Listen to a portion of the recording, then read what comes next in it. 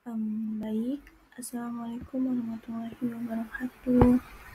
Perkenalkan, saya Husnul Khotimah, dari kelas 4 Pendidikan Agama Islam B. Di sini saya akan mempresentasikan dalam mata kuliah pengembangan kurikulum dengan tema prinsip-prinsip daripada pengembangan kurikulum. Nah, yang pertama, pada poin A ini ada hakikat dari prinsip-prinsip pengembangan kurikulum, yang mana dalam hakikat prinsip-prinsip pengembangan kurikulum ini pada dasarnya adalah sebagai rencana dari pembelajaran. Nah, kurikulum sendiri merupakan seperangkat rencana dan pengaturan mengenai tujuan, isi, dan bahan pelajaran, serta cara yang digunakan sebagai pedoman penyelenggaraan kegiatan pembelajaran untuk mencapai tujuan pendidikan yang tertentu. Lalu, mengembangkan siswa secara holistik karena kurikulum ini dirancang untuk mewujudkan anak didik yang memuat semua aspek, baik aspek kognitif, efektif, maupun psikomotorik. Lalu masuk kepada poin B, yaitu prinsip umum dalam pengembangan kurikulum. Nah, dalam prinsip umum ini, yang pertama yaitu prinsip relevansi, yang mana prinsip relevansi itu dalam konteks pendidikan merujuk pada kesesuaian antara kurikulum dengan kebutuhan peserta didik dan masyarakat. Nah, hal ini berarti bahwa apa yang diajarkan di sekolah itu harus relevan dengan pengembangan ilmu, pengetahuan, dan teknologi atau yang disebut iptek pada zaman yang terkini, sehingga siswa memperoleh wawasan yang sesuai dengan zamannya.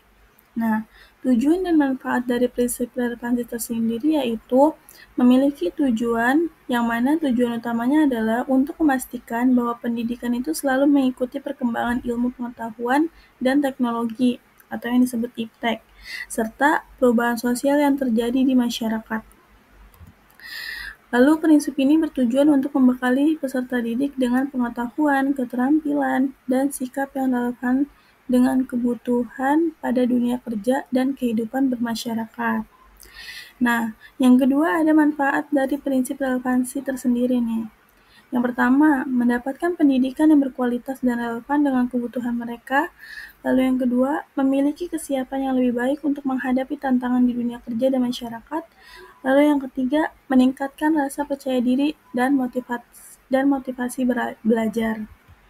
Nah, manfaat relevansi bagi pendidikan sendiri yaitu yang pertama, memiliki pedoman yang jelas dalam mengembangkan dan melaksanakan kurikulum, lalu meningkatkan efektivitas pembelajaran.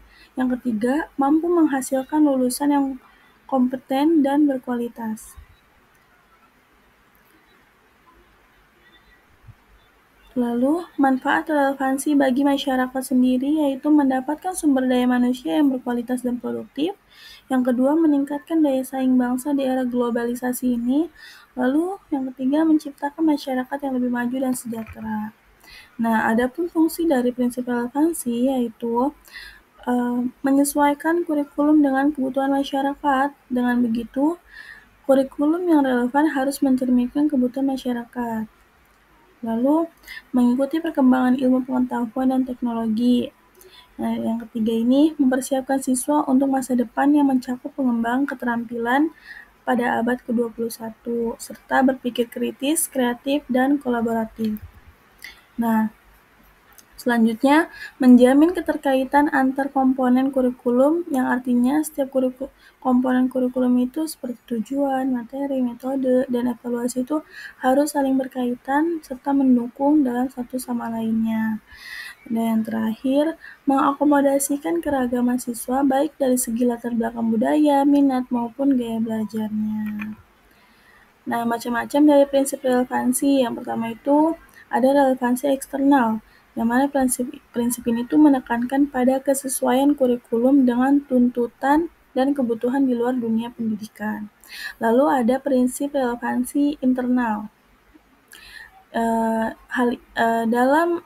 jenis prinsip relevansi internal ini menekankan pada kesesuaian antara komponen-komponen dalam kurikulum itu sendiri, yang mencakup kesesuaian antara tujuan, materi, metode, serta evaluasi.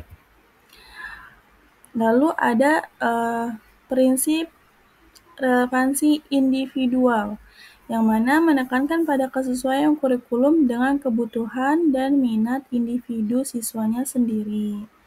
Nah, lalu ada ciri-ciri dari prinsip relevansi tersendiri nih. Yang pertama,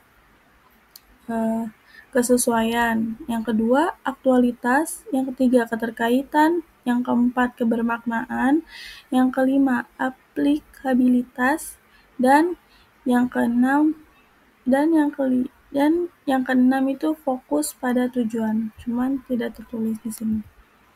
Nah, contoh dari prinsip relevansi sendiri itu contohnya itu seperti diadakannya pembelajaran coding serta pemrograman, yang mana dalam pembelajaran tersebut akan mengintegrasikan mata pelajaran coding dan pemrograman ke dalam kurikulum sejak usia dini.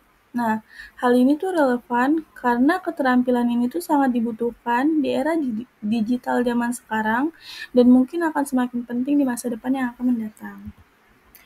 Lalu yang kedua, dalam prinsip umum pengembangan kurikulum yaitu prinsip kontinuitas. Nah, yang mana prinsip kontinuitas ini dalam pengembangannya itu mengacu pada pentingnya kesinambungan dan keterkaitan antara berbagai elemen kurikulum, baik secara vertikal maupun horizontal. Secara vertikal, kontinuitas itu memastikan bahwa ada perkembangan yang berkelanjutan dalam materi dan keterampilan yang diajarkan dari satu jenjang pendidikan ke jenjang berikutnya. Nah, dalam hal ini berarti siswa tidak mengalami pengulangan yang tidak perlu atau kesenjangan dalam pembelajaran mereka. Sedangkan secara horizontal, kontinuitas itu menekankan pada keterkaitan antara berbagai mata pelajaran atau bidang studi dalam satu jenjang pendidikan, yang membantu siswa untuk melihat hubungan antara berbagai konsep dan mengembangkan pemahaman yang lebih holistik. Tujuan dari prinsip kontinuitas sendiri yaitu tujuan utamanya adalah memastikan bahwa siswa itu dapat membangun pengetahuan serta keterampilan mereka secara bertahap dan berkelanjutan dari satu tingkat pendidikan ke tingkat berikutnya. Lalu yang kedua, menciptakan kurikulum yang terstruktur dan terintegrasi, di mana setiap komponen itu saling keterkaitan dan mendukung tujuan pendidikan secara keseluruhan. Lalu yang ketiga, ada kontinuitas juga bertujuan untuk membantu mencegah pengulangan materi yang tidak perlu, sehingga siswa dapat fokus dalam pembelajaran. Yang keempat, dalam prinsip ini, membantu mengurangi kesenjangan dalam pengetahuan dan keterampilan siswa. Adapun manfaat dari prinsip kontinuitas yaitu peningkatan efektivitas pembelajaran siswa di sekolah maupun di rumah.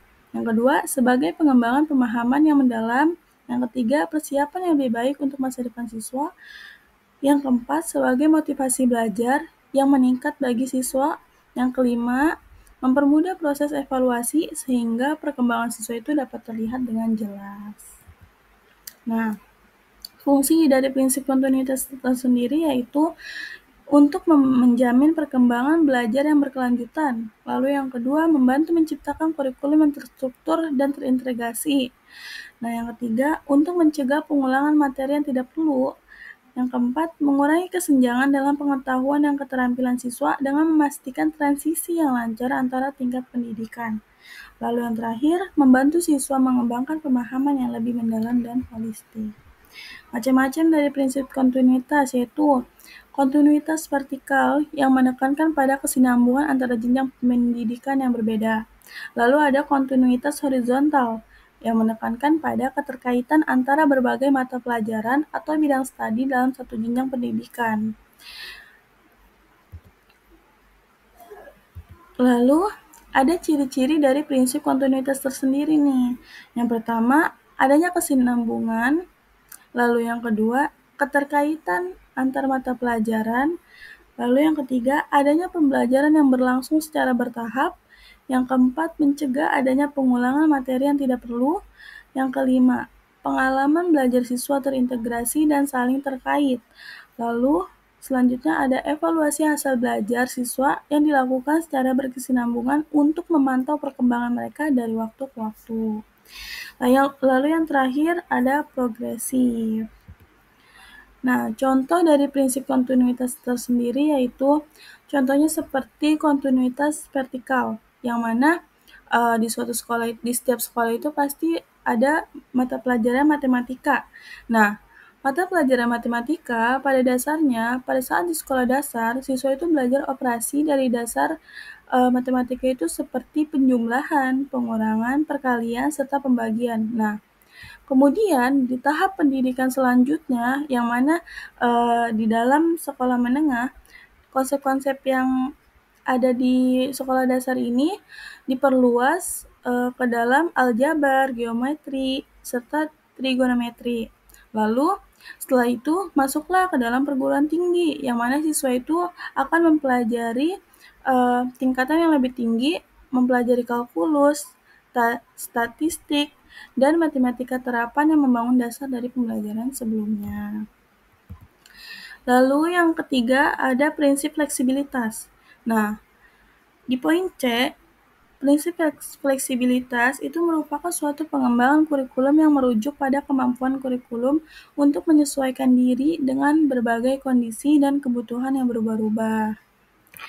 Nah, prinsip fleksibilitas juga memungkinkan kurikulum untuk disesuaikan dengan konteks lokal seperti kondisi geografis, sosial, dan budaya, serta mengakomodasi perbedaan individu siswa dalam hal minat, bakat, dan gaya belajarnya. Nah, dalam prinsip ini juga memberikan ruang gerak bagi guru untuk mengembangkan program pengajaran yang sesuai dengan kondisi dan sumber daya yang tersedia. Lalu ada tujuan dari prinsip fleksibilitas, yaitu tujuan utamanya adalah agar kurikulum tersebut dapat beradaptasi dengan cepat terhadap perubahan ilmu pengetahuan, teknologi, dan kebutuhan masyarakat yang terus berkembang. Lalu, bertujuan untuk memberikan ruang bagi guru untuk menyesuaikan metode pengajaran dan materi ajar dengan kebutuhan dan minat individu siswa yang beragam. Nah, yang terakhir, bertujuan untuk memberikan kebebasan kepada guru dalam mengembangkan program pengajaran yang sesuai dengan kondisi dan sumber daya yang tersedia di sekolah. Lalu ada manfaat nih dari prinsip fleksibilitas. Yang pertama, dapat dengan cepat menyesuaikan diri dengan perkembangan ilmu pengetahuan, teknologi, dan kebutuhan masyarakat yang terus berubah. Lalu, guru dapat menyesuaikan metode pengajaran dan materi ajar untuk memenuhi kebutuhan dan minat individu siswa yang beragam. Lalu, guru memiliki kebebasan nih untuk mengembangkan program pengajaran yang sesuai dengan kondisi dan sumber daya yang tersedia di sekolah. Nah, siswa juga memiliki pilihan untuk memilih program studi atau mata pelajaran yang sesuai dengan minat dan bakat mereka, sehingga meningkatkan motivasi dan keterlibatan dalam pembelajaran. Adapun fungsi dari prinsip fleksibilitas yaitu berfungsi untuk beradaptasi dengan perubahan, lalu merespon keberagaman peserta didik, lalu berfungsi dalam memberikan kebebasan kepada guru untuk mengembangkan program pengajarannya, lalu untuk memberikan kesempatan kepada peserta didik dalam mengembangkan potensi mereka sesuai dengan minat dan bakat mereka. Nah, macam-macam dari prinsip fleksibilitas tersendiri yaitu ada fleksibilitas dalam isi atau yang disebut dengan content flexibility, yang mana kurikulum ini harus mampu menyesuaikan isinya dengan perkembangan ilmu pengetahuan, teknologi, dan kebutuhan masyarakat. Yang kedua, ada fleksibilitas dalam proses, yaitu proses flexibility, yang berkaitan dengan kebebasan guru dalam memilih metode dan strategi pembelajaran yang paling efektif. Nah, yang ketiga, ada fleksibilitas dalam waktu atau time flexibility, yang memberikan ruang bagi penyesuaian alokasi waktu untuk setiap mata pelajaran atau topik. Yang keempat, ada fleksibilitas dalam evaluasi atau evaluation flexibility, yang dilihat dari penilaian hasil belajar siswa yang tidak hanya berfokus pada tes tertulis tetapi juga mencakup berbagai bentuk penilaian alternatif seperti portfolio, proyek, serta presentasi. Yang terakhir, Yang kelima, ada fleksibilitas bagi guru, flexibility for teachers, yang mana kurikulum itu harus memberikan ruang gerak bagi guru untuk mengembangkan program pengajarannya sesuai dengan kondisi yang ada. Lalu yang terakhir, fleksibilitas bagi siswa, flexibility for study, yang mana kurikulum ini harus menyediakan berbagai kemungkinan program pilihan sesuai dengan bakat dan minat siswa. Nah, ciri-ciri dari prinsip ini yaitu memungkinkan adanya penyesuaian dalam pelaksanaan pembelajaran, mampu menyesuaikan diri dengan perkembangan ilmu pengetahuan, teknologi, dan kebutuhan masyarakat. Lalu kurikulum yang dibuat itu didasarkan pada kebutuhan siswa dan kebutuhan pasar kerja yang dapat menjawab tantangan zaman. Contoh dari prinsip fleksibilitas ini. Nah, di setiap sekolah pasti memiliki pelajaran yang dinamakan dengan ilmu pengetahuan alam. Nah, dalam pelajaran ini, guru tuh dapat mengeksplor alam yang di sekitarnya dengan menyesuaikan materinya tentang ekosistem dengan kondisi lingkungan yang ada di sekitar sekolah. Nah, contohnya, misalnya sekolah tersebut berada di pesisir daerah pantai. Nah, guru tersebut dapat fokus pada ekosistem laut. Nah, begitu juga dengan jika sekolahannya berada pada daerah-daerah pegunungan, nah guru tersebut dapat fokus pada ekosistem hutan. Bisa dijadikan sebagai eksplorasi bagi siswa. Lalu di poin D, yaitu poin keempat, ada prinsip praktis atau efisien, yang mana dalam pengembangannya, kurikulum akan menekankan pada penggunaan sumber daya yang optimal untuk mencapai tujuan pendidikan. Yang mana kurikulum ini itu harus dirancang dan dilaksanakan dengan mempertimbangkan keterbatasan waktu, biaya, dan sumber daya lainnya. Serta memastikan nih bahwasanya hasil yang dicapai itu sebanding dengan usaha yang dikeluarkannya. Nah, tujuan dari prinsip praktis tersebut yaitu yang pertama mengoptimalkan penggunaan sumber daya dalam mengembangkan dan pelaksanaan kurikulum. Yang kedua, memastikan kurikulum itu relevan dan esensial. Nah, yang ketiga, mencapai hasil pembelajaran yang maksimal dengan usaha yang minimal. Nah, lalu ada pada manfaat prinsip praktis atau efisien ini.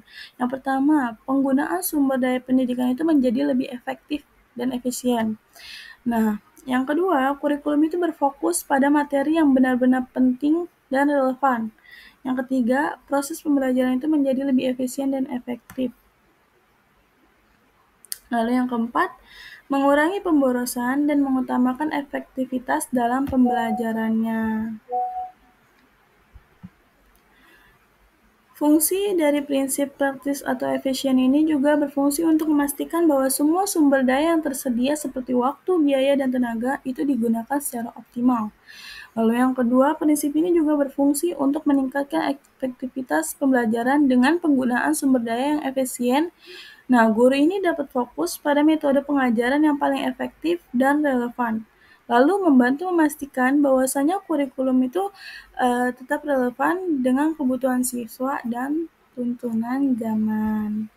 Nah, lalu macam-macam dari prinsip efisien ini yaitu yang pertama, efisiensi dalam penggunaan sumber daya. Lalu yang kedua ada KISS atau Keep It Simple Stupid yang menekankan pentingnya kesederhanaan.